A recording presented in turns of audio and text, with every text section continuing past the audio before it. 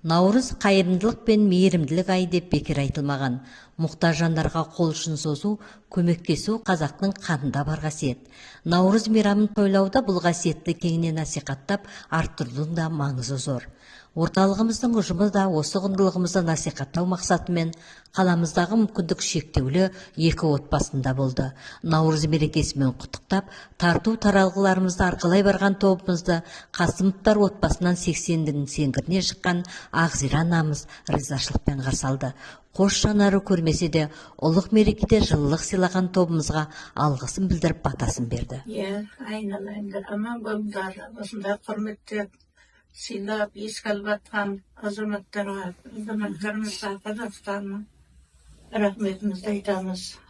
Дендерің сау болсын. Еліміз аман жұртымыз тыныш болсын дейді. Азық-түлік пен тәттіден сыйлықтары салынған қоржынымызбен екінші топтағы мүгедек Бақай Селамханның да отбасында болдық.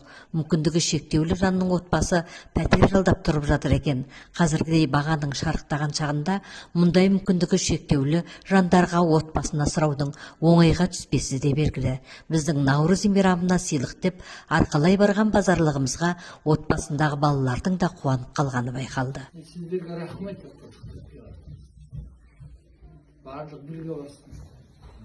Айта кету керек, Наурыз мейрам аясындағы игі шара атты қайырымдылық шарасының Наурыз қоржынын Теміртау қаласының шаңырақ еріктілер орталығы мен Медина Билдинг жауапкершілігі шектеулі серіктестік әзірледі.